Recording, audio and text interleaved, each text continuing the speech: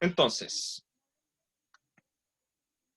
esa expresión también, o sea, conviene sabérsela de repente, ¿sí? Ahora, yo les digo, desde ya, eh, que pueden quedarse un poquito tranquilos en ese sentido, ¿sí? Porque la pregunta uno va a ser, se les va a entregar un sistema de coordenadas, ¿sí? Y van a tener que trabajar con ese, así que ahí no van a tener que usar ni cilíndrica ni esférica en ningún momento. Y en la pregunta 2 tiene que ver con cálculos de integrales sobre superficie, ¿sí? Y para eso lo único que necesitan es una parametrización que no van a tener que calcularla, se les va a entregar, ¿ya? Así que no van a tener que ocupar los sistemas de coordenadas que hemos visto en clases durante el control. ¿Sí? Profe, ¿Sí? ¿podría repetir eso? Que no escuché bien. Así que la pregunta uno se les va a entregar un nuevo sistema de coordenadas, uno que no hemos visto en clase, ¿sí? Y se les va a pedir que hagan varias cosas con él, ¿sí? Entonces ahí no van a tener que ocupar ni esféricas ni cilíndricas. Y en la pregunta 2 corresponde a, finalmente se centra un poco en el cálculo de una integral de una función, de una cierta función sobre una superficie, ¿sí? Y para eso lo único que yo necesito es conocer una parametrización. Típicamente uno necesita conocer un poco las coordenadas cilíndricas esféricas para poder armar parametrizaciones, ¿sí? Pero en este caso se les va a entregar la parametrización, ¿sí? Van a tener que demostrar que una cierta función es parametrización de la figura que se está trabajando, ¿sí? Y no van a tener que ustedes craneárselas para hacer una parametrización. No, en ninguno va a haber que ocupar el teorema de la función implícita.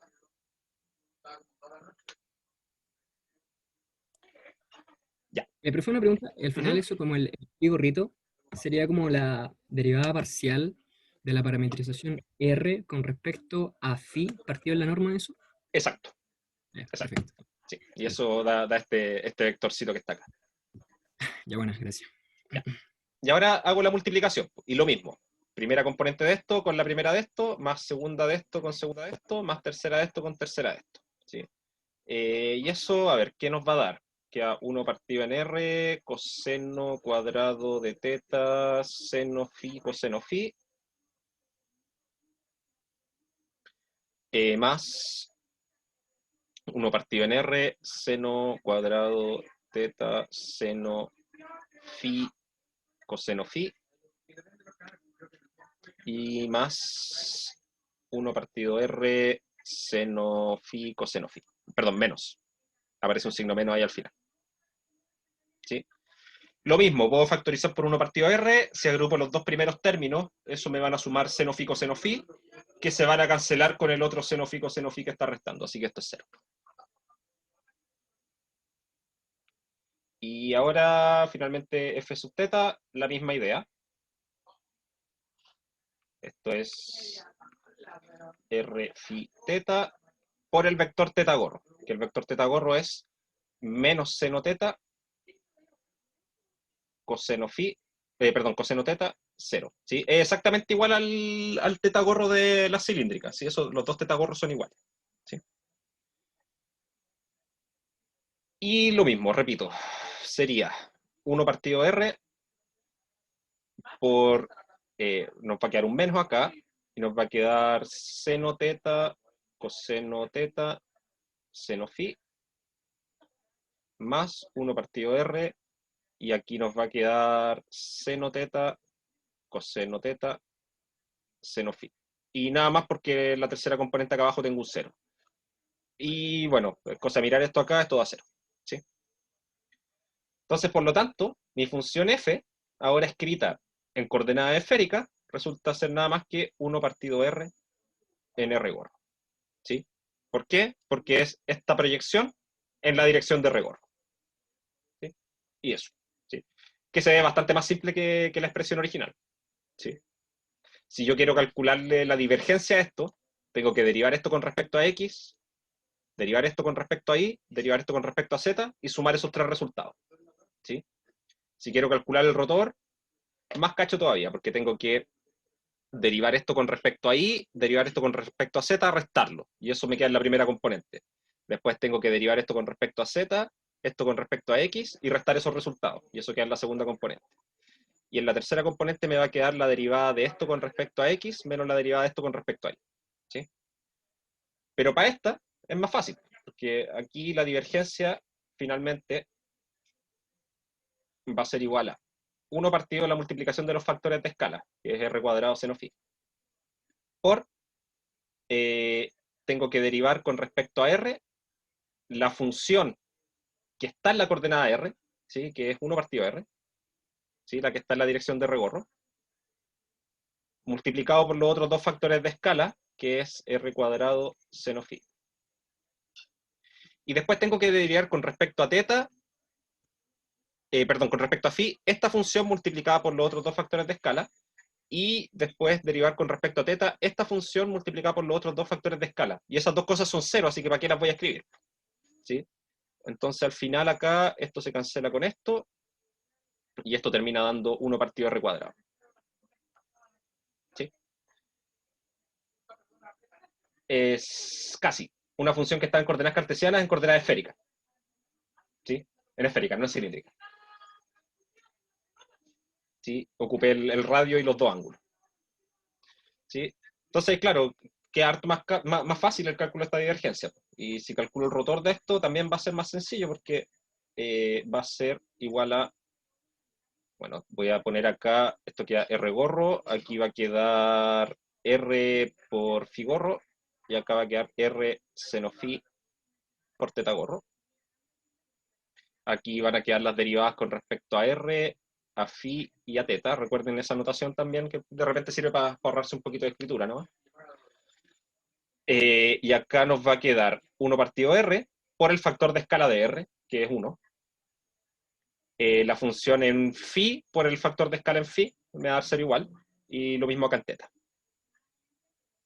Y esto es harto más fácil de calcular, ¿sí? Porque en la dirección r tengo que trabajar con esta submatriz, eso me va a dar 0.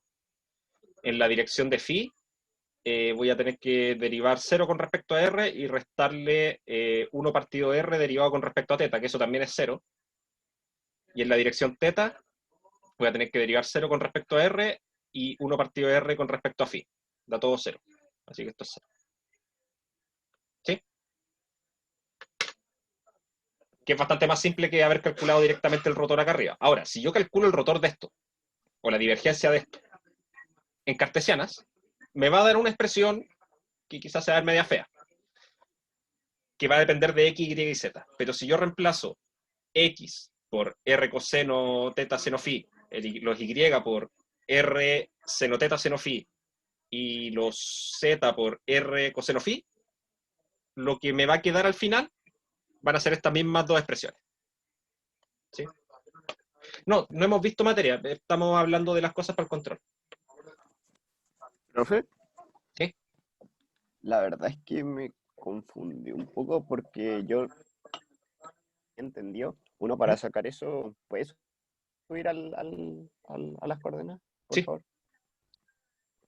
Yo sabía que, claro, era simplemente reemplazar y ver cómo se veía en las coordenadas de esférica y de ahí uno derivaba, ¿no? Parcialmente, pero nunca lo había visto de la forma como multiplicando por R tongo. Sí, es que fíjate que si vemos la fórmula del apunte, esto no es el apunte, esta es la guía de ejercicio. Fíjate que, espérate, a ver, ¿dónde está esto? Por acá. Divergencia y rotor en coordenadas ortogonales. Fíjate que acá cuando parte el capítulo, de hecho, bueno, de partida, si yo miro las fórmulas de divergencia, por ejemplo, tiene acá entre medio eso FU, FB, FW, ¿sí? Pero resulta que la pregunta es, ¿qué son esas cosas? ¿Sí? Y esas cosas no son nada más que tomar el campo escrito en el nuevo sistema de coordenadas, ¿sí? Que es esto que está acá, y hacerle producto punto con la dirección. En el fondo lo que estoy haciendo es proyectar, ¿sí?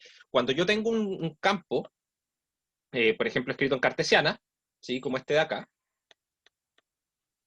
este de acá, ¿sí? En realidad, claro, uno siempre habla de las componentes F1, F2 y F3, ¿sí? Con esta notación, en realidad las podemos llamar F sub X, F sub Y, F sub Z, ¿sí?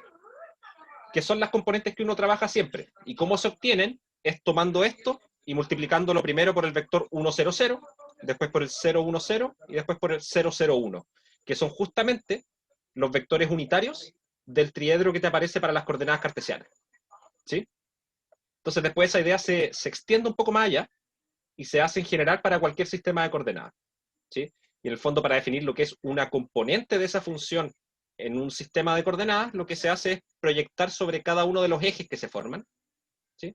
Y esas van a ser las proyecciones que están en cada componente, ¿sí? En general, esto de acá se obtiene de escribir F como su proyección sobre R, más su proyección sobre phi, más su proyección sobre teta. ¿Sí? Oh, o sea que nunca, o sea, entonces el F de sub R no era solo el cosito no era solo la componente, la primera componente del vector, sino que No, había que, ya, hay vale, que hacer esto, ¿sí? Porque es bueno saberlo. en el fondo, claro, cuando yo estoy viendo la función escrita en cartesiana, la estoy viendo en este sistema de coordenadas, ¿sí? En un triedro que está fijo siempre, ¿sí? Pero si la veo en esféricas, yo la quiero escribir en esas componentes, pero resulta que en esféricas, dependiendo del punto donde yo esté, este triedro está orientado de otra forma. Entonces un vector, por ejemplo, si yo lo veo en cartesiana, apunta en esta dirección, ¿sí? Pero después si yo lo veo en esférica, va a seguir el vector apuntando en la misma dirección, porque eso no va a cambiar, el valor de la función, ¿sí?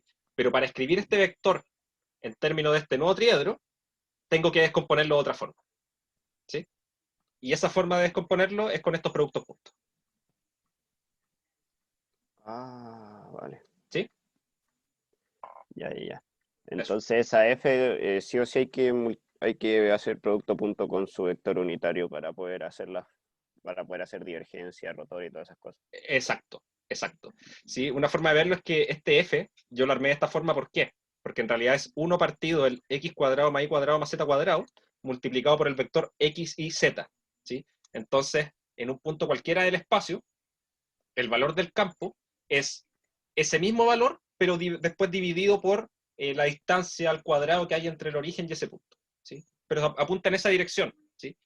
Y para un vector en general, por ejemplo, si estoy parado en el punto cartesiano 1, 1, 1, ¿sí? Este vector va a tener sus componentes distintas de 0 en las tres direcciones, x, y y z, ¿sí? Va a estar como, digamos, como en 45 grados en todas las direcciones, por decirlo de cierta forma, ¿sí? Pero eso en coordenadas esféricas, fíjate que esa dirección coincide con la dirección que hay desde el origen al punto, ¿sí? Y eso corresponde a la dirección del radio. Entonces, este campo escrito en coordenadas esféricas tiene que tener solamente componente radial, ¿sí? Mm, Y claro, de eso sale, ¿sí? De estos productos puntos de arriba, vale. ¿sí? Ya, vale. Muchas gracias por la aclaración. De nada.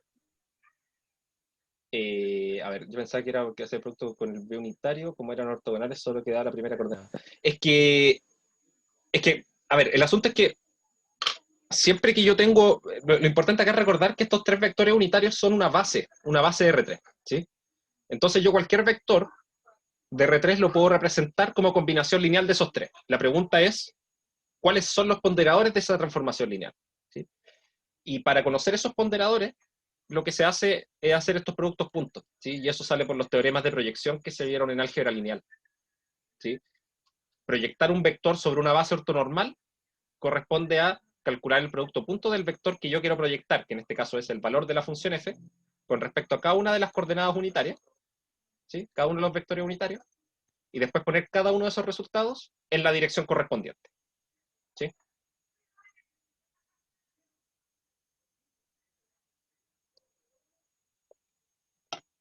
Es solamente eso. Es una cuestión bien geométrica, ¿sí? No, que es lo mismo que uno hace en R3 siempre con los vectores unitarios típicos, ¿sí?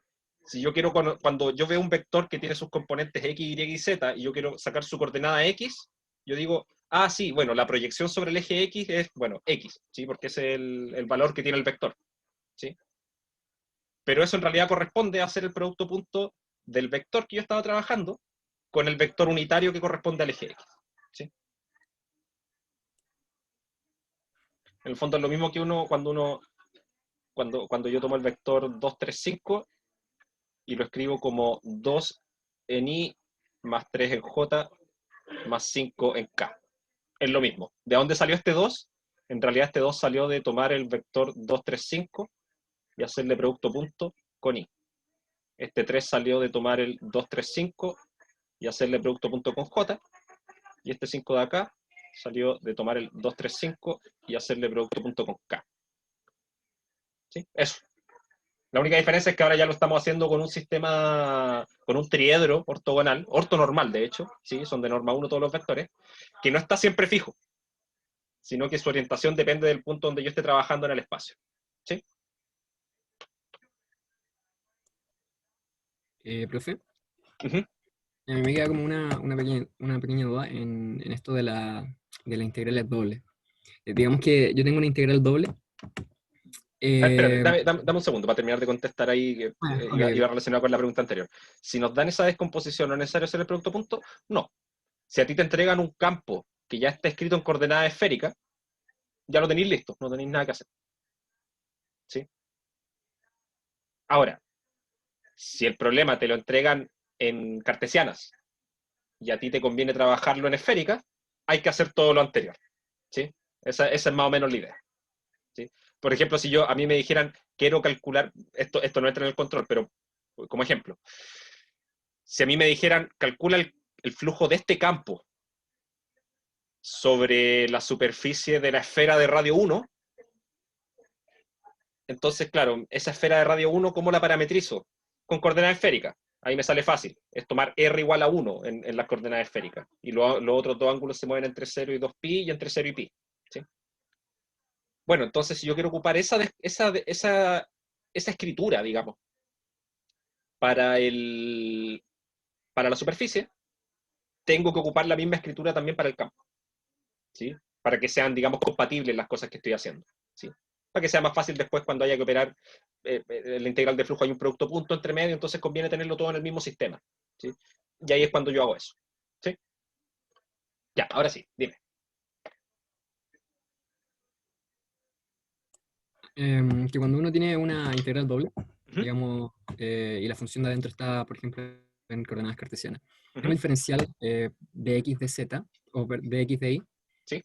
Y yo quiero hacer como un cambio de variable para poder resolver mi integral doble. Me queda Claro. la duda de cómo cambiar ese diferencial, así como de x de y.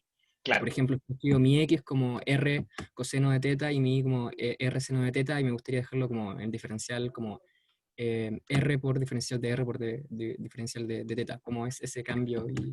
El teorema del cambio de variables. Ya. Finalmente, tú quieres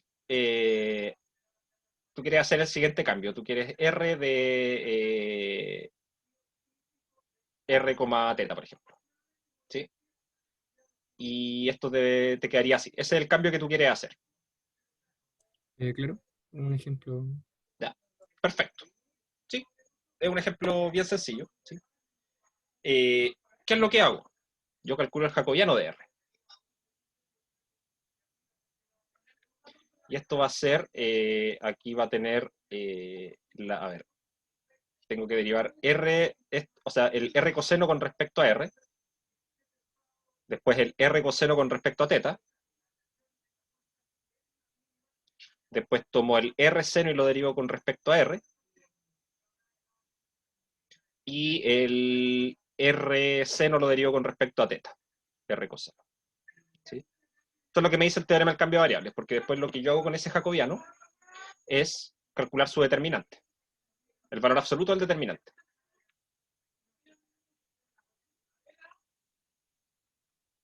Esto nos va a quedar el valor absoluto de R coseno cuadrado de teta más R seno cuadrado de teta. Y esto termina dando R simplemente. ¿Sí? Y el teorema de cambio de variable, ¿qué me dice? Me dice que mi diferencial original es igual al valor absoluto del determinante de JR en las nuevas variables por d teta de R. ¿Sí? En el fondo pongo los diferenciales de las nuevas variables, los diferenciales antiguos, y la distorsión que se me produce con el cambio de variable está dada por el valor absoluto de este determinante. ¿Sí? Entonces esto nos queda R de R de teta. ¿Sí? Ahí lo ordeno como sea, pero eso. ¿Sí? Y que claro, cuando los cambios de variable tienen que ver con estos sistemas de coordenadas ortogonales, al final estas cosas que terminan apareciendo acá son multiplicaciones de factores de escala. ¿Sí? Pero en general así se hace. ¿Sí? Entonces, mi función original que yo decía, no sé, esto en algún dominio, ¿sí? Que era el dominio de X e Y, y tenía mi función en términos de X, Y, con respecto a X y a Y, termina siendo igual a, aquí aparece, digamos, el R a la menos 1 de D, ¿sí? En el fondo, todos aquellos valores de R y teta que corresponden mediante la transformación a puntos que pertenecen a D, y aquí evalúo en esta composición R teta, y aquí me aparece el valor absoluto del determinante del jacobiano de R con respecto a R teta de R de teta. Eso es lo que dice el teorema del cambio de variable, ¿sí? En general. Ya, y se supone que el valor absoluto del determinante del jacobiano es como la multiplicación de los factores de escala. Exacto. Cuando el cambio de variables que uno saca, en el fondo, las derivadas que salen, digamos, la derivada con respecto a R y la derivada con respecto a teta, son ortogonales, al final lo que termina quedando acá son los factores de escala. Multiplicación de factores de escala. En este caso, si esto correspondía a coordenadas cilíndricas, por ejemplo, ¿sí? Y hice un cambio de variable ocupando solamente, digamos, el ρ y el teta, ¿sí? Que eso corresponde a lo que está acá, ¿sí? De cierta forma. Acá lo que estoy haciendo es multiplicar el factor de escala de ρ con el factor de escala de teta. Y eso es 1 por R. Así por eso aparece este R acá. ¿Sí? Ya, bacán, gracias. Ya, de nada. A ver, para el producto cruz de la integral de área en coordenadas no cartesianas, ¿hay que poner los factores de escala en los vectores unitarios y las funciones de abajo, o solo hay que ponerlo en el rotor? Solo en el rotor, ¿sí? Porque finalmente en el rotor, cuando calculamos esa formulita, digamos, con un producto cruz en el fondo, eso es para ayudarse con el cálculo, es para recordar una fórmula más simple que la fórmula completa, ¿sí? Pero cuando hablamos de la integral de área, lo que yo estoy haciendo es, de verdad, un producto cruz, ¿sí? O sea, si yo tomo mi parametrización derivada con respecto a su primera variable, cruz, en realidad, claro, es esto evaluado, la dependencia por lo general no la anotamos para no escribir tanto, ¿sí? Pero esto depende de U y de B. Y esto, cruz de sigma a de B, evaluado en U y en B, ¿sí? Esto de acá, ¿sí? Es una función que está evaluada en un par de su dominio, ¿sí? Y esto es un vector de R3. Lo mismo con esto de acá, esto también es un vector de R3. Entonces lo que estoy haciendo, estoy tomando dos vectores de R3 y estoy calculando su producto cruz. Nada más, ahí no afectan factores de escala ni nada, ¿sí? Todas las distorsiones que se produzcan por cosas de ese estilo, por la parametrización, quedan intrínsecamente ahí, ¿sí? ¿Por qué? Porque ya estoy trabajando con la parametrización en sí, ¿sí? Entonces, los factores de escala aparecen solamente en esos casos. O sea, yo les digo, por ejemplo, si estoy en R2, por ejemplo, y tengo una elipse, no sé si esto lo habrán visto en los cursos anteriores, debieran haberlo visto en el curso de cálculo en varias variables. Pero si yo quiero parametrizar esa elipse, ¿cómo lo hago? ¿Sí? Esto se parece a una circunferencia, así que podría ocupar coordenadas polares, por ejemplo. ¿Sí? Pero lo que uno hace es trabajar con unas coordenadas polares, digamos, un poco modificadas. ¿Sí? Voy a trabajar con un cierto radio y con un ángulo. Y voy a decir que estos son todos los puntos de la forma A por R coseno teta, B por R seno teta, en R2. ¿Sí? Donde R se mueve entre 0 y 1, y teta se mueve entre 0 y 2pi. ¿Sí? Que es casi hacer una circunferencia, ¿sí? La única diferencia es que estoy poniendo un A aquí y un B acá, ¿sí? ¿Por qué? Porque están esos semiejes de esa forma. A ver, denme un segundo a cerrar Discord.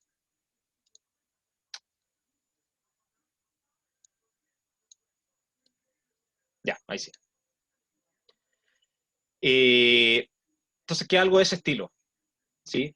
Entonces, si yo quiero saber cuál es el diferencial asociado a esto, ¿sí? Lo que tengo que hacer es este producto cruz. Y hago este producto cruz simplemente, ¿sí? O sea, yo aquí, bueno, en este caso algo de 2 dimensiones, pero es más o menos la misma idea. Si esto tuviera una tercera componente, lo único que hago es derivar esto con respecto a R, derivar esto con respecto a θ, y después de eso hago el producto cruz, ¿sí? Y no me preocupo por factores de escala ni nada, porque si se fijan, en esta parametrización, intrínsecamente no hay ningún sistema de coordenadas de los que hemos visto en clase, ¿sí?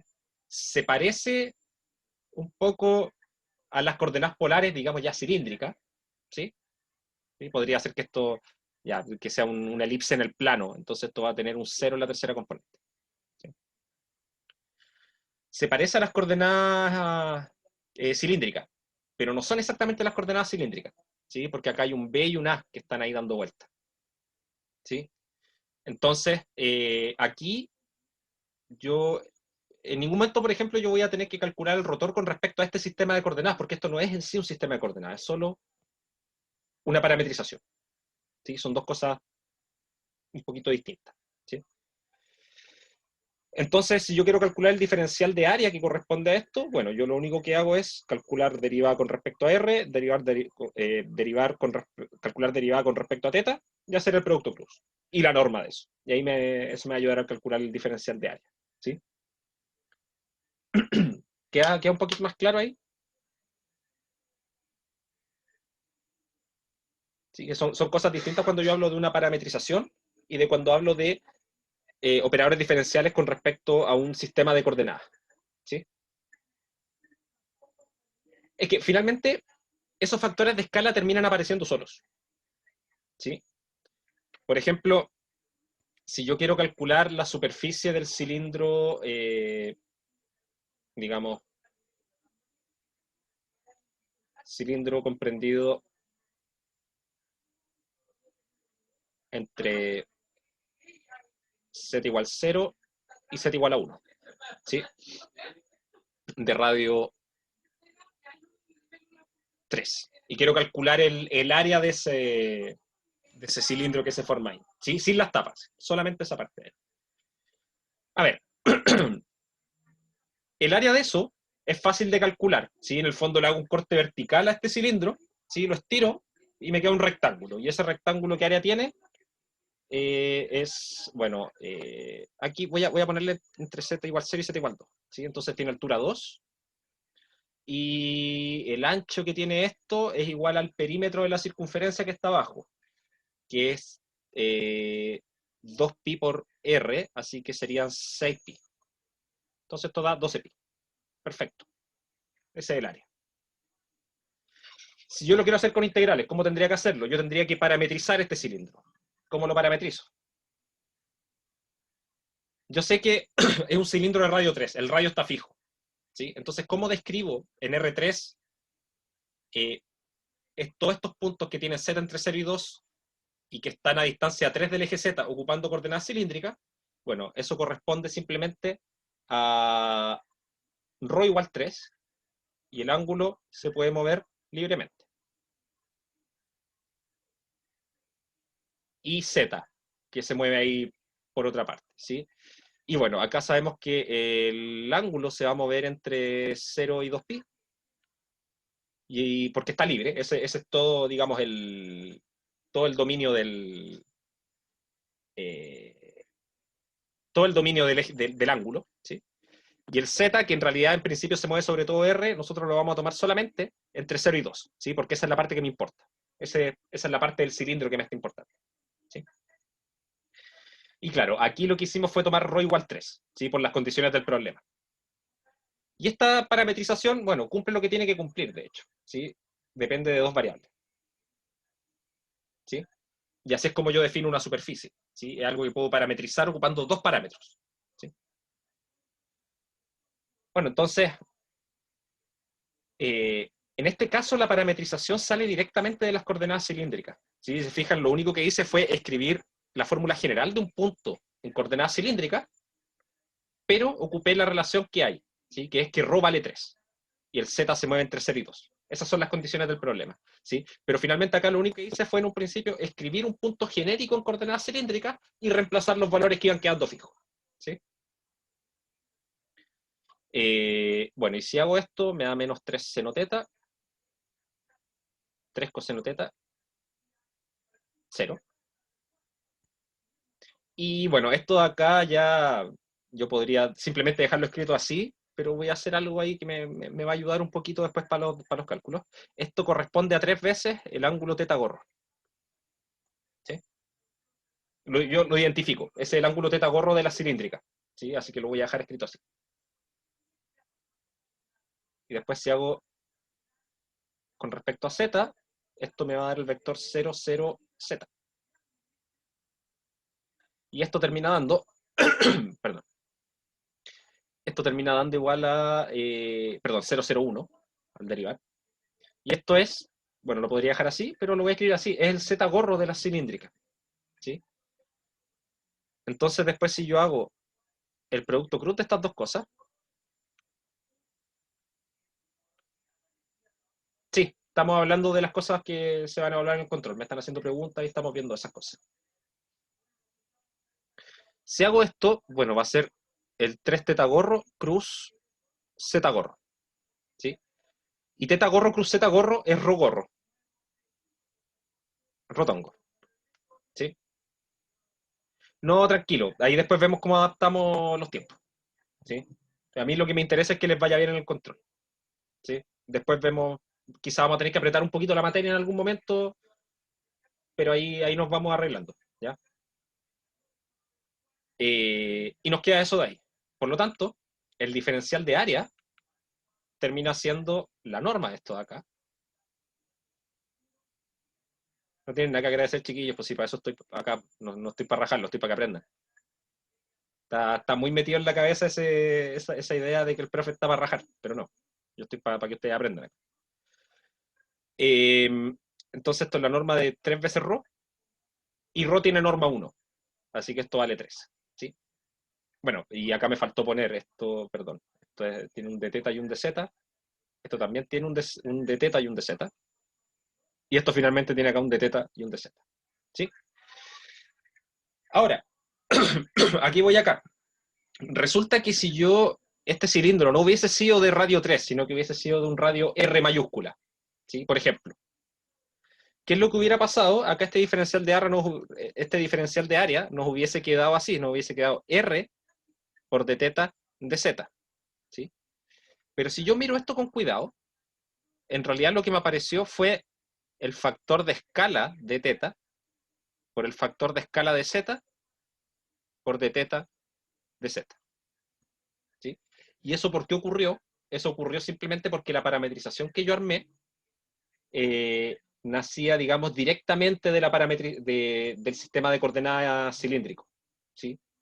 En el fondo era la escritura de un punto genérico, donde después yo reemplacé los valores que conocía por las restricciones del problema, ¿sí?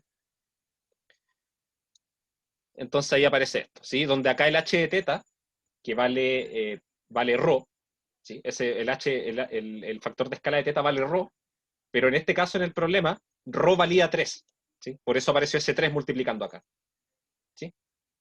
Y el factor de escala de z vale 1, así que bueno, por eso está multiplicado por 1 acá adentro también, ¿sí? ¿Se entiende más o menos la idea de que a veces aparecen directamente los factores de escala, a veces no, pero al final siempre va a ser por esto, ¿sí? Esos factores de escala intrínsecamente van a aparecer en este producto punto, o sea, perdón, en este producto cruz, ¿sí? Es más importante saberlos para el cálculo de divergencia y rotores, que ahí se ocupan, más que para el cálculo de las integrales, porque si bien puede ser que en muchos casos aparezcan entre medio en las expresiones, este producto cruz de acá, en el caso de las integrales de superficie, va a botarlos directamente. Ustedes no se van a tener que preocupar de meter esos factores de escala a mano, ¿sí? Este producto punto refleja las distorsiones que van a haber entre medio por la parametrización, ¿sí?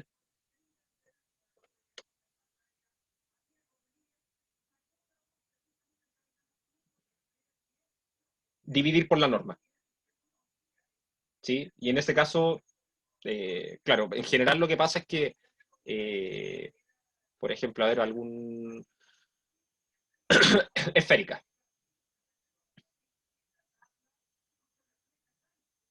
Esféricas,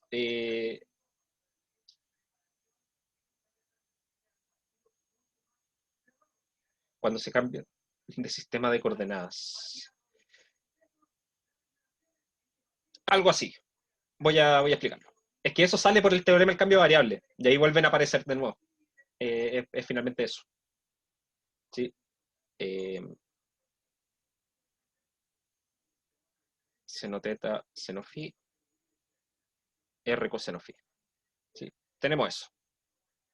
Entonces, si yo quiero calcular el teta gorro, lo que hago es de R a de teta, y eso, claro, nos va a entregar acá el vector que va a tener aquí R, a ver, menos R, seno teta, seno phi, R coseno teta, seno phi, 0. ¿Sí? Y claro, si yo miro esto, ¿sí? Resulta que la norma de este vector no es 1. ¿Sí? De hecho, la norma de este vector es R seno phi. ¿Sí? Que de hecho eso es lo que nosotros definimos como el factor de escala. ¿Sí? Entonces, claro, este es un ejemplo que cuando calculo las derivadas parciales para sacar los vectores unitarios, pues podría pasar que el vector que me sale no es de norma 1, no es un vector unitario. Entonces, para arreglar eso, yo lo único que hago es decir, bueno, entonces mi teta gorro no es nada más que tomar esto y normalizarlo.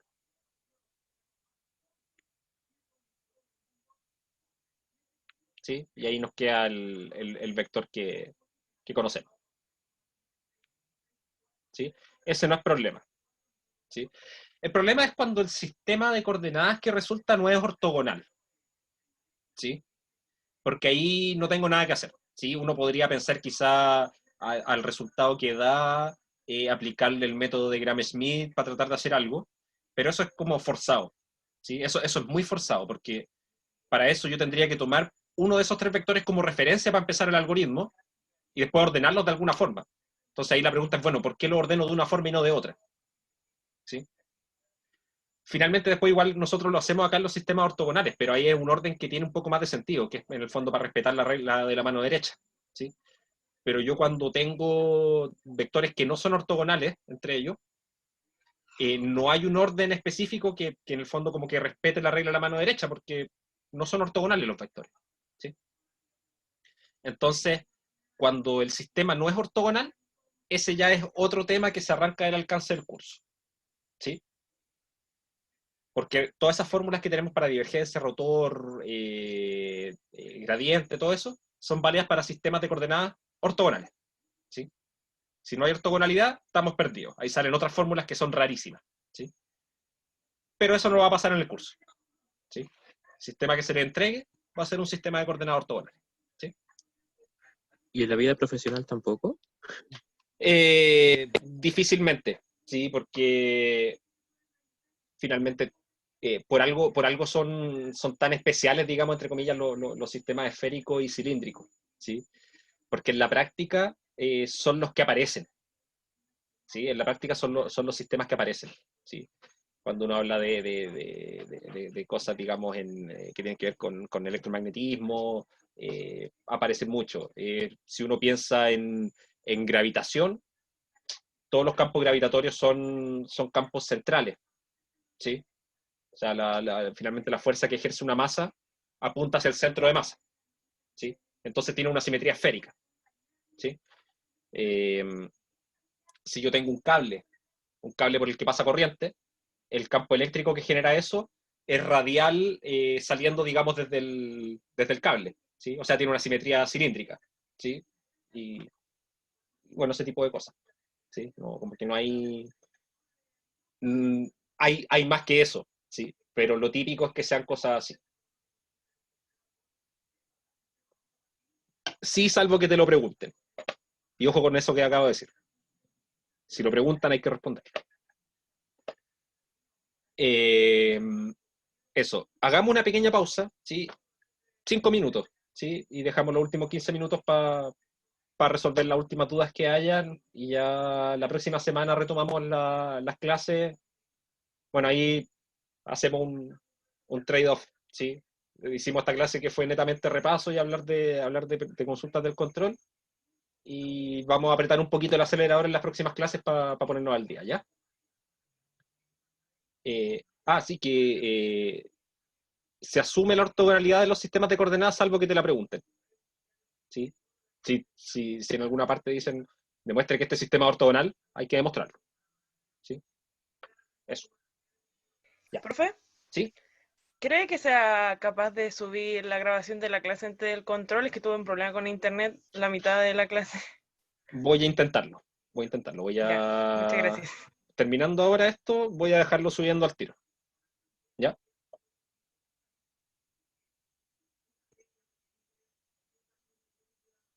¿Cómo se demostraba que un sistema ortogonal? Hay dos formas. Una que es súper práctica, que es ver que verifican la regla de la mano derecha, en el sentido de mostrar que U cruz B igual W, B cruz W igual a U, y W cruz U igual a B, ¿sí? Y en el fondo, ordenarlos para que se cumplan estas tres relaciones, ¿sí? Dejar las variables V y W en ese orden, ¿sí? Porque eso ayuda también para el rotor, ¿sí? Para el rotor yo necesito que los vectores estén en este orden, ¿sí? Y eso es matar dos pájaros de un tiro, porque de eso se deduce cuál es el orden correcto, ¿sí? Y además, de pasadita, demostré que son ortogonales, ¿sí? Y la otra es demostrar solamente que son ortogonales, sin lo otro, que es demostrar que todos estos productos puntos valen cero, ¿sí? Estas dos cosas, ¿sí? Cualquiera de esas dos demuestran que son ortogonales, ¿sí? Pero la primera da la ventaja que también me aseguro que tengo los vectores en el orden correspondiente para poder ocuparlos como corresponde para calcular el rotor, ¿sí? Ya, hacemos pequeña pausa. Seguimos en 5 minutos, ¿ya? Ahí para que vean las últimas dudas que tengan ustedes. Ya vuelvo. Ok. Nos quedan 13 minutos.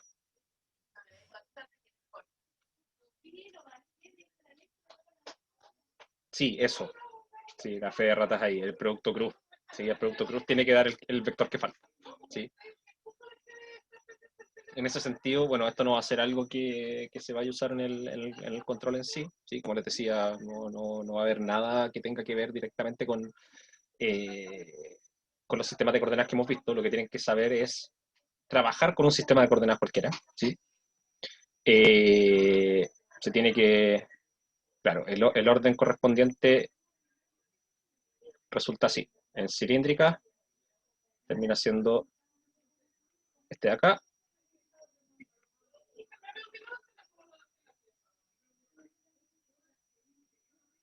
Z cruz por igual teta, ¿sí? Eso me dice que el orden de estas variables tiene que ser así. ¿Sí? Que en el fondo la voy viendo de izquierda a derecha. ¿Sí? Rho cruz teta, después teta cruz z, y después z cruz rho, como que hago el ciclo. ¿Sí? Y para la esférica, R cruz phi igual teta, phi cruz teta igual R, y teta cruz R igual phi. ¿Sí? Y eso me dice que los tomo así. ¿Sí? La misma idea.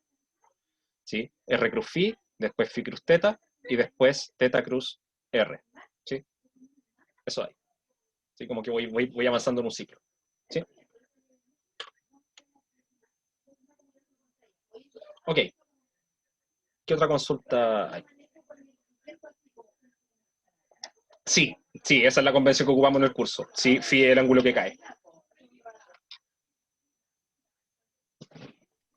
Yo tengo una, o sea, es de algo que había hecho un poquito más arriba. Ujú. Al final, ¿cuál es la diferencia entre sacar el diferencial de área con el jacobiano a con el producto cruz? Es básicamente lo mismo. Entonces no... Hago la que Que- más me acomode nomás. Claro, es que lo que pasa es que uno aplica el teorema del cambio de variable cuando uno ya tiene la descripción de la integral en términos de un sistema de coordenadas, ¿sí? Porque eso significa, por ejemplo, acá, que aquí mi superficie D, ¿sí? Ya la tengo parametrizada en términos de las cartesianas. Entonces, por ejemplo, yo ya sé si, por ejemplo, si mi superficie en ese caso fuese un cuarto de circunferencia, por ejemplo, ¿sí? Yo sé ahí que X se mueve entre 0,1, por ejemplo, y el Y se mueve entre 0 y raíz de 1 menos X cuadrado, ¿sí? Como que los límites de integración ya los conozco. Y ahí hago el cambio de variable, ¿sí? En general, cuando nosotros trabajamos con una integral de superficie, yo la tengo escrita como la integral sobre la superficie de alguna cierta función, ¿sí? Con respecto al diferencial de área, ¿sí? Y en principio, claro, mi función yo la podría tener descrita en cartesiana, pero para poder trabajar con esto, yo no necesito conocer una parametrización de la superficie en coordenadas cartesianas para partir, ¿sí? Sino que yo lo único que hago, bueno, de partida esta función f no depende de dos variables, depende de tres, ¿sí? Porque es una superficie que está en R3. Ujú. Entonces yo lo que hago es simplemente decir, bueno, esto corresponde a tomar los límites de integración que corresponda acá, ¿sí? Y evalúo mi función en la parametrización que escogí, y después en producto punto con el diferencial de área que termina siendo esta cosa acá.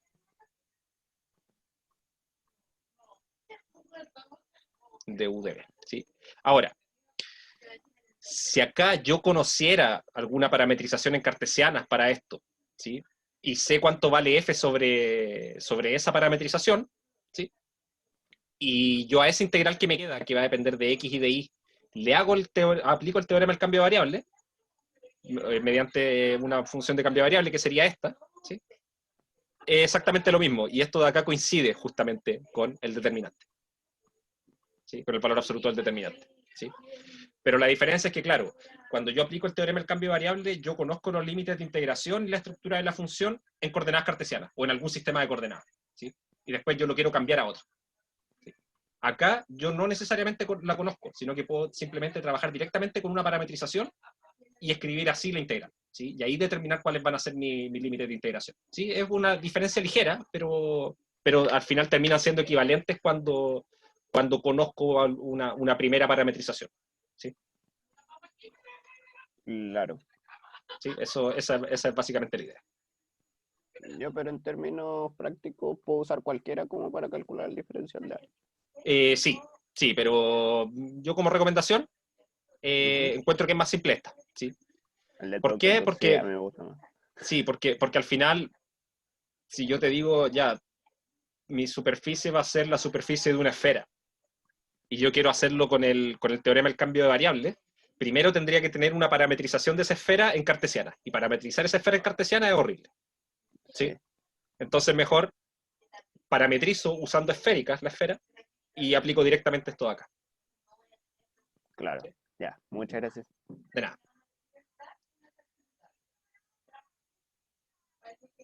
Te creo. Que la página de reclamos del DIM te diga que es insegura, te lo creo. Esa cuestión, no sé cómo la tienen hecha esa página. Y no sé por qué todavía no la arreglan, insisto. Esta fórmula, sí, esta fórmula sirve para calcular áreas, ¿sí? Finalmente, el cálculo de un área no es nada más que tomar una integral de esa forma. Yo quiero saber el área de S, es igual a la doble integral sobre S de la función que vale idénticamente igual, que es idénticamente igual a 1 con respecto al área, ¿sí? En términos geométricos lo que hago es tomar pequeñas porciones de área infinitesimales y las sumo, ¿sí? Y eso me da el área completa, ¿sí? Entonces, claro, como que finalmente aquí hay tres conceptos. Es como el cálculo de un área, que es hacer esa integral, el cálculo de una función sobre el cálculo de la integral de una función sobre una superficie, ¿sí? Que es esto de acá, que la única diferencia es que acá pongo la función que vale 1 en todos los puntos, y acá pongo una función cualquiera. ¿Sí? Puede ser una densidad de masa por unidad de área o cosas de ese estilo, y eso me entregaría la masa total de la superficie. ¿Sí? Y el otro concepto que es el flujo sobre un área, ¿sí? Que al final termina siendo una integral de este tipo también, pero con una pequeña modificación. ¿Sí? Pero eso no se va a evaluar ahora, así que no vamos a hablar de eso. ¿Sí? Era lo que íbamos a ver hoy día en la clase.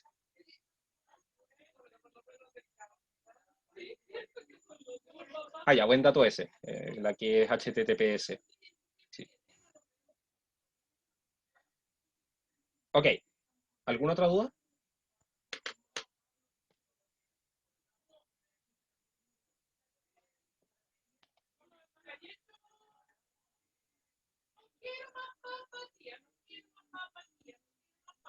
Yo tengo una duda Ujú. con la pregunta que hice en el foro. Ah, Es perfecto. que yo no sí. puse la función que me dice usted porque pedían el operador. Entonces el operador como que no lleva la función. ¿Así? Claro. Es que, mira, te lo respondo con otra pregunta. Si yo te digo, por ejemplo, considera el siguiente problema. Estoy en R2 y tengo una recta. ¿Sí? Voy a decir recta y igual a un medio X, igual a un medio X. ¿Sí? Y yo te pido, determine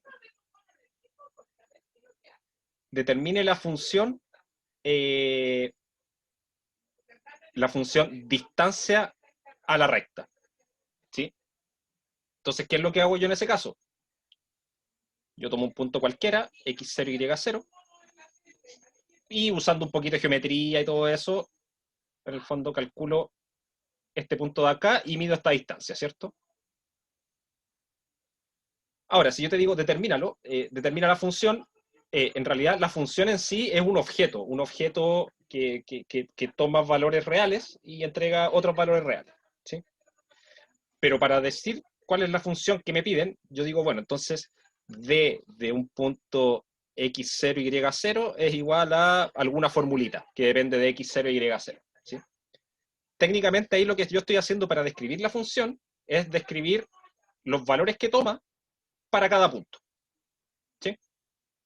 Y es lo mismo, si yo te pido describe cómo queda el operador de divergencia, es lo mismo que escribir, bueno, entonces voy a tomar una f arbitraria, ¿sí?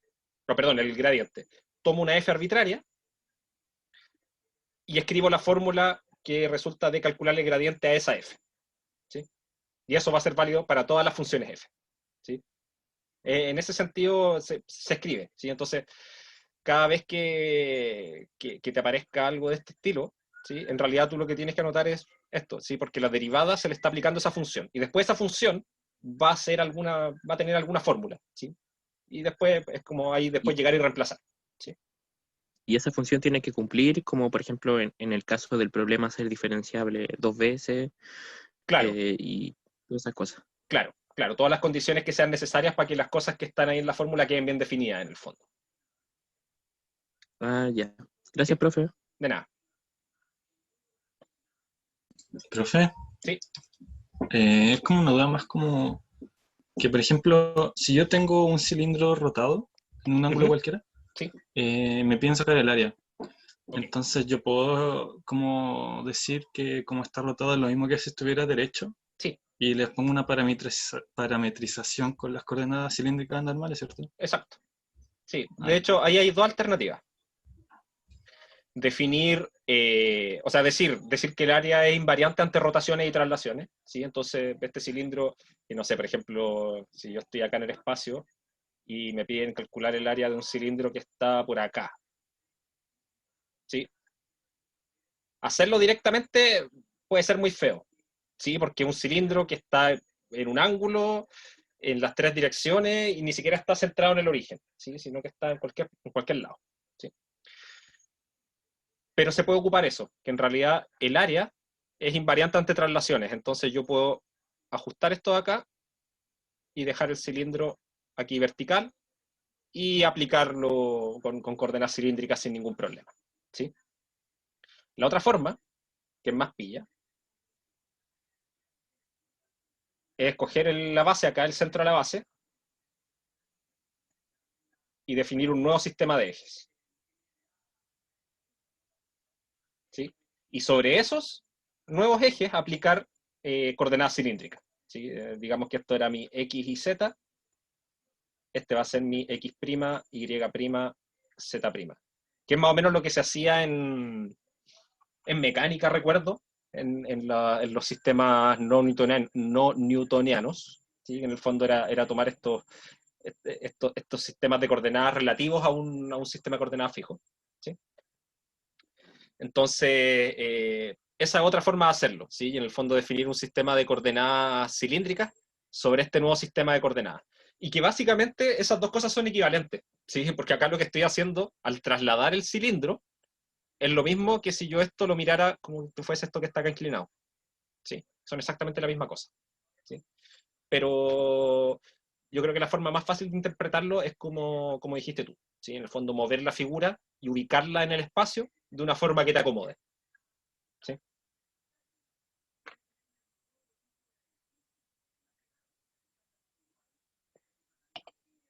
Ok, ya, estamos en la hora. Yo igual me puedo quedar un rato más si es que tienen más consultas, pero no sé, deben tener clases más rato, no sé. Perdón.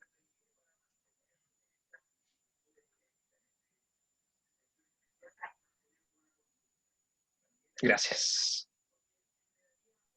Entonces el control está hecho para resolverlo en 2 horas. En 2 horas, sí. Profe, Tú primero. vale, gracias.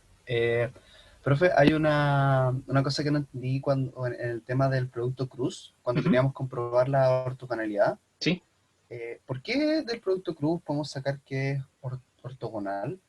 Porque, por definición, se sabe que el producto cruz de dos vectores es un vector que es ortogonal a los otros dos, ¿sí? Y más que eso, de hecho se sabe que la norma de un vector A cruz un vector B es igual a la norma de A por la norma de B por el valor absoluto del seno del ángulo que están formando, ¿sí? Entonces, ¿qué pasa? Si los vectores que yo estoy tomando son de norma 1, que es como en el caso de arriba, así que estoy tomando los vectores unitarios, entonces la norma de este producto es igual al valor absoluto del seno del ángulo que están formando, ¿sí? O sea, la norma del resultado va a ser un número que está entre 0 y 1, ¿sí? Entonces, eso implica que A es ortogonal a B. Perdón, y como A es ortogonal a B, ¿sí? Si además...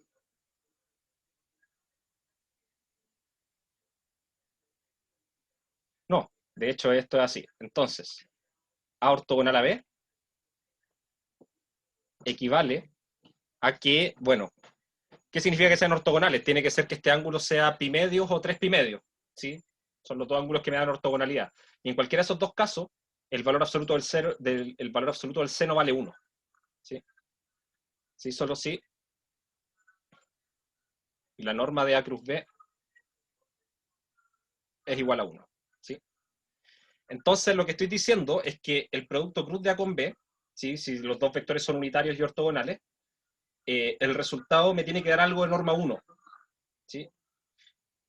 Y que tiene que ser ortogonal a los dos al mismo tiempo, ¿sí? Entonces, para este producto cruz yo tendría dos opciones, que sea Z o que sea menos Z, ¿sí? Si es que son ortogonales, si es que el triedro es ortogonal, ¿sí? Entonces, y de la misma forma, si es que se cumplen estas relaciones, yo sé que ρ cruz Z, o sea, ρ cruz teta, si vale Z, entonces yo sé que Z es ortogonal a ρ y a teta, ¿sí? Si teta cruz Z me da ρ, yo sé que ρ es ortogonal a teta y Z, ¿sí? Y si Z cruz ρ es teta, yo sé que teta es ortogonal a Z y a ρ, ¿sí? Entonces ahí tengo las relaciones de ortogonalidad, ¿sí? Ahora, en ese sentido, el producto de estos vectores, dependiendo de cómo yo los haga, me podrían dar estos de acá o menos esos vectores, ¿sí? Lo importante es hacerlo de manera que no me queden con el signo menos, sino que me queden sin el signo, ¿sí? Y eso siempre se puede arreglar, cambiando el orden de los vectores.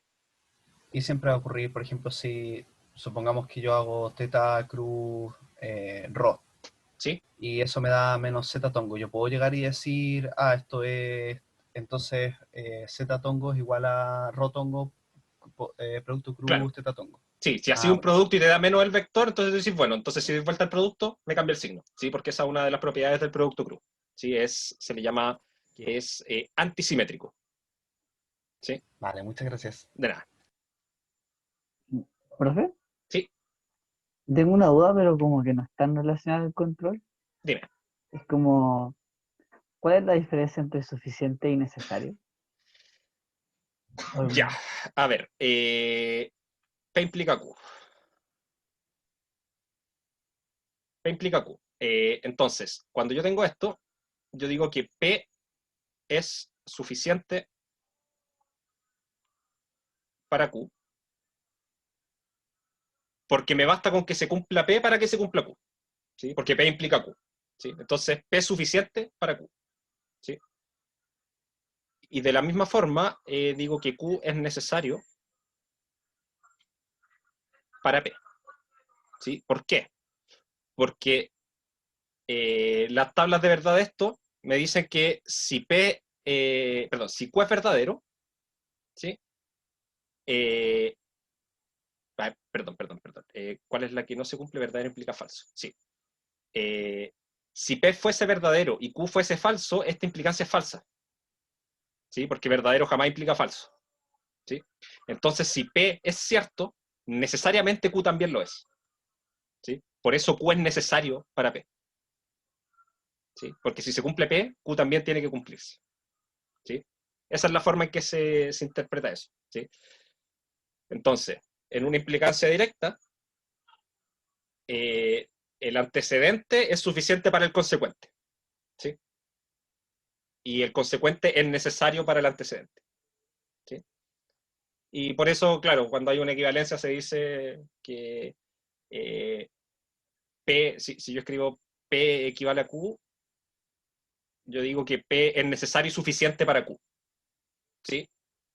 ¿Por qué? Porque P es suficiente para Q, porque esta le implica hacia la derecha, y también P es necesario para Q, porque esta le implica hacia la izquierda. ¿Sí? En el fondo no se puede tener una sin la otra. ¿Sí? Con esa condición me basta, pero también la necesito. ¿Sí? Muchas veces hay condiciones que son solo suficientes, pero no son necesarias. ¿Sí? O sea, por ejemplo, yo digo que, no sé, si... A ver, voy a inventar una tontera. Si x igual 1, y igual 2 y z igual 3, entonces x más y igual 3. ¿Sí? Entonces, claro, si yo miro esto, ¿qué es lo que pasa? Yo sé que si miro esto de acá, yo sé que x más y vale 3 porque x vale 1 e y vale 2. ¿Sí? Entonces, esta condición de acá, todo esto de la izquierda, es suficiente para que se cumpla esto de acá. ¿Sí? Pero incluso podría eliminar esto. ¿Sí? Pero si x más y vale 3, no necesariamente x igual a 1 e igual a 2, porque puedo tomar otra combinación. ¿Sí? Entonces, por eso yo sé que P es suficiente para Q. ¿Sí? También sé que Q en este caso, que x más y sea 3, es necesario para P, ¿sí? Porque si x vale 1 e y vale 2, necesariamente x más y vale 3, pero le implica para el otro lado no es cierto. ¿Sí? Entonces, aquí en este caso la condición no es necesaria y suficiente, es solamente suficiente. ¿Sí? P es solamente suficiente, no es necesario. ¿Sí? Porque podría tomar x igual 0 y y igual 3, y lo de la derecha igual se sigue cumpliendo. ¿Sí? Es como eso nomás. Muchas gracias, profe. De nada, de nada. Y de repente nunca está de más aclarar esas cosas de nomenclatura que después de un tiempo se pueden olvidar un poco. Ya chicos, ¿alguna otra consulta? Yo por lo menos no. Muchas gracias, profe, De nada. por darse el tiempo. Sí, no se Se preocupen, sí, pasó. para eso estamos. Vale, cuídese. Ahora, como les Adiós. decía, quizá después vamos a tener que apretar un poquito apretar un poquito el acelerador, o quizá, ojalá no sea así, pero quizá en algún momento hacer una pequeña sesión extra, como para, si es que nos vamos quedando muy atrasados. ¿Sí? Claro, vale, es comprensible. Pero ahí después nos ajustamos. Ya voy a tratar de que no sea así. ¿Ya? Vale, muchas gracias. De nada, de nada. ¿Alguien más? Profe, Sí. alguien en el grupo de WhatsApp estaba pidiendo que subiera las pizarras porque no tenía internet bueno como para ver la clase. Ya, sí, no sé, ahora terminando esto, voy a dejar subiendo el video a YouTube y voy a subir este documento. Perfecto, muchas gracias. De nada. Profe, una pregunta. Sí, Es que usted pasó fórmula para gradiente en coordenadas ortogonales, ¿cierto? ¿para qué, perdón? Para coordenadas ortogonales, Sí, pero el laplaciano no lo vimos, ¿cierto? no, Entonces no se puede pero ocupar. es que finalmente el laplaciano, eh, a ver, por tranquilidad no se pregunta nada de laplaciano, ¿sí? Pero en esencia no es tan complejo porque lo que sí vimos en clase, y eso siempre hay que recordarlo porque simplifica las cosas, es que el laplaciano de una función f no es nada más que la divergencia del gradiente. ¿Sí? Así que no es necesario conocer o saberse de memoria o ocupar directamente la fórmula del laplaciano, ¿sí? Porque se puede calcular de esta forma. ¿Sí? Ahora, de todas formas, en el control no se ocupa el laplaciano, así que no se preocupen por eso. ¿Ya? Pero yo por lo general recomiendo más que saberse una fórmula para el laplaciano, porque en general, en un sistema de coordenadas general, la expresión para eso es bien fea. ¿Sí? Yo considero que es mejor recordar esa relación. ¿Sí? Ya, profe, muchas gracias, se pasó. De nada. Ya. ¿Alguna otra consulta? Profe, la verdad todavía estoy súper perdido con la pregunta 4. Como La que pregunta 4. Ya, a ver, he deja. tratado de seguir muchas cosas, pero no creo que todavía no me da la cabeza. Ya, a ver, sale Gil. Es que tiene harto de álgebra lineal este asunto. Recordemos un par de cosas. Si tengo una función R, W, definida sobre algún dominio, es invertible. Chao, que esté bien. Vamos a dejar varias cositas acá que pueden servir. ¿Sí? Que es que hay que mezclarlas como corresponde. Si tengo una función que es invertible de clase C1 y su inversa también,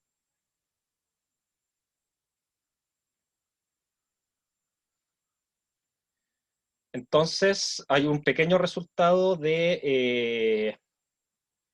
bueno, esto va de R3, en el fondo de un subconjunto de R3 a R3. ¿Sí?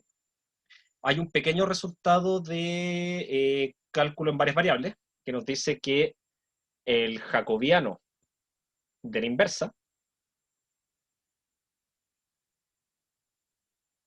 en un punto R a la menos 1 de... Esto va así, sí. En R a la menos 1 de W es igual al jacobiano de R en el punto W a la menos 1. ¿Sí? Que es la versión multidimensional de la derivada una inversa. ¿Sí? Que se ve en intro al cálculo, si no me equivoco. ¿Sí? La derivada de f a la menos 1 en un punto f a la menos 1 de i, perdón, dejémoslo así, en i es igual a, no, lo voy a anotar así, en f de x, ¿sí? Es igual a 1 partido, perdón, es derivada de eso, esto es igual a 1 partido la derivada de f en x, ¿sí? Es el mismo resultado, pero en la versión de muchas dimensiones, ¿sí? Correcto. Oh, Entonces, eso ya nos está diciendo algo. Ahora, cosillas de álgebra lineal. ¿Qué es esto? Son cosas que sirven para la pregunta 4 de la guía. Ya. Eso por una parte. Resultado de álgebra lineal. Si A es una matriz que tiene por columnas, digamos, A, B y C, ¿sí? Esas son tres columnas, ¿sí? 3 columnas de largo 3. Con A, B y C ortogonales, ¿sí? Mutuamente ortogonales. O sea, en el fondo son 3 vectores que el producto punto entre cada par de ellos da 0, ¿sí? Entonces, A es invertible, ¿sí? Eso es relativamente simple porque 3 vectores que son ortogonales en R3 son linealmente independientes, ¿sí? Y se arma una matriz con 3 columnas linealmente independientes, la matriz es invertible, ¿sí? Y además su inversa la puedo calcular de forma más o menos sencilla. La inversa de esto va a ser la siguiente matriz. Va a tener como columnas las siguientes. Va a tener 1 partido en la norma de A al cuadrado, A traspuesto. 1 partido en la norma de B al cuadrado por B traspuesto. Esto no es un resultado que se ve explícitamente en el curso de álgebra lineal, ¿sí? Pero se puede deducir de todas las cosas que se ven, ¿sí? Que es muy parecido a algo que sí se ve, recuerdo en algún momento, que si yo tengo una matriz simétrica, ¿sí? Si tengo una matriz simétrica, tal que sus columnas son vectores de norma 1, la inversa es simplemente la matriz traspuesta, ¿sí? Esa es la esencia de esto, ¿sí? Si yo porque claro, ¿qué es lo que pasa? Si yo ahora multiplico acá A a la menos 1 por A, ¿qué va a pasar? Bueno, A a la menos 1 en su primera fila tiene el vector A traspuesto dividido por la norma de A cuadrado, ¿sí? Y la primera columna de A tiene el vector A, ¿sí? Entonces lo que me queda en la primera componente va a ser el 1 partido la norma de A al cuadrado por el producto punto de A con A. Aquí al medio va a pasar algo similar. B con B, y en la tercera va a también quedar algo bien parecido. C con C. ¿Sí? Y como los vectores son ortogonales, si hago, por ejemplo, la primera fila de A a la menos 1 por la segunda columna de A, me va a quedar el producto punto de A con B, y eso es 0. Aquí me va a quedar el producto punto de A con C. Aquí me va a quedar el producto punto de B con A. Acá el de B con C. Acá el de C con A, y acá el de C con B. Qué rígido, ya lo vi. Y eso es la matriz de identidad. ¿Sí? Ya. Ya. Esa es la demostración de ese pequeño resultado. ¿Sí? Entonces, la idea es mezclar estos dos resultados. Porque resulta que si yo miro esto de acá arriba, si yo tomo el jacobiano de esta R, que me define el sistema de coordenadas, lo que estoy haciendo es tomar aquella matriz que su primera columna es de R a de U, la segunda columna es de R a de B, y la tercera columna es de R a de W. ¿Sí? Si yo la invierto, bueno, yo ya sé cómo invertirla, va a ser esto de acá. Pero resulta que esa matriz, ¿sí? Porque cumple las condiciones, ¿sí? Las 3 columnas son ortogonales, ¿sí? Porque el sistema de coordenadas es ortogonal, así que esas 3 derivadas parciales son ortogonales entre ellas. Entonces la matriz es invertible y su inversa va a ser esta, ¿sí? Pero su inversa coincide con esto de acá, ¿sí? ¿Y qué es este jacobiano? Este jacobiano es tomar las derivadas de R a la menos 1 con respecto a X, a Y y a Z, y después escribir esos X, Y y Z en términos de U, V y W. ¿Sí? Resulta que, si yo lo miro con cuidado, lo que hay en esta matriz, en esta jacobiana, lo voy a anotar acá, el jacobiano de R a la menos 1 evaluado en un punto X, Y, Z, no es nada más que, vamos a anotarlo, ¿sí? esto va a ser de R a la menos 1 con respecto a X, bueno, de R1, ¿sí? Es que, a ver, ¿cómo anoto esto? No, lo voy a anotar de esta forma.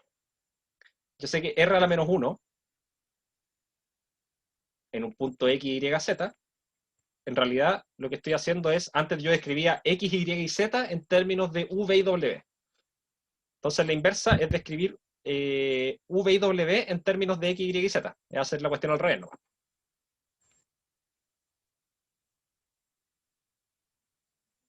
¿Sí? ¿Estamos de acuerdo con eso? Estamos de acuerdo. Ya. Entonces yo voy a mirar esta expresión y voy a calcular su jacobiano en un punto X, Y, Z cualquiera. Entonces, ¿cómo calculo el jacobiano? Tengo que tomar, en la primera fila mantengo la función y la derivo con respecto a las tres variables. Entonces acá me queda du a de x, du a de y, du a de z. Después aquí nos va a quedar un dv a de x, dw a de x, y así. dv a de y, dw a de y, dv, y ojalá, espero que ya estén viendo a qué voy con esto. Porque esta matriz es una matriz que cada una de sus filas es el gradiente que corresponde traspuesto.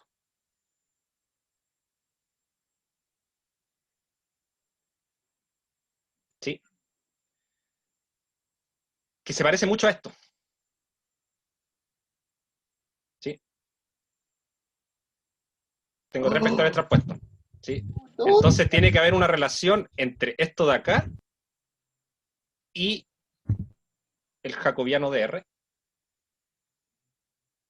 en W, que era aquella matriz que sus columnas son de R a de U, de R a de B y de R a de W.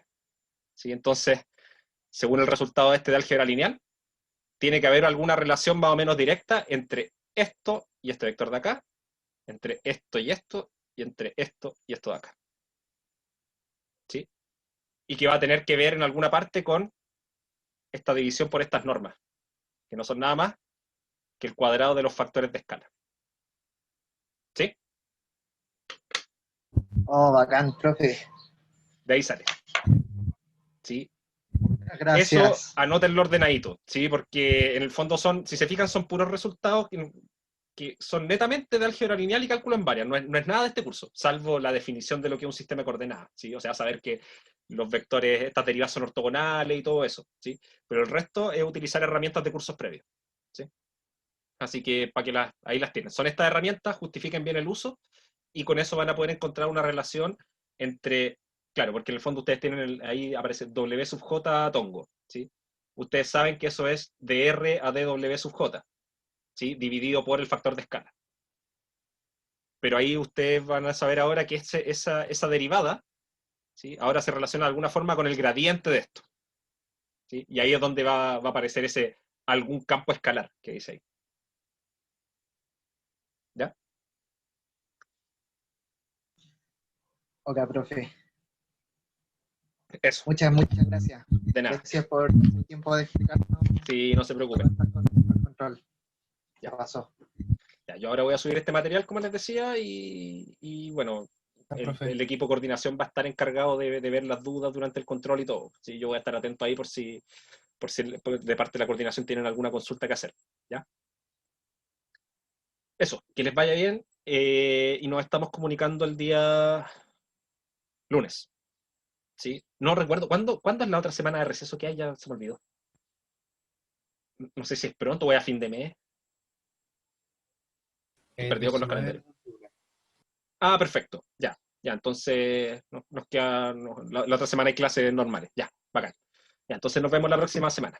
Ya, que les vaya bien, chiquillos, y harto ánimo con el control. Chao, que estén bien. Gracias, profe. Chao. Chao, cuídense.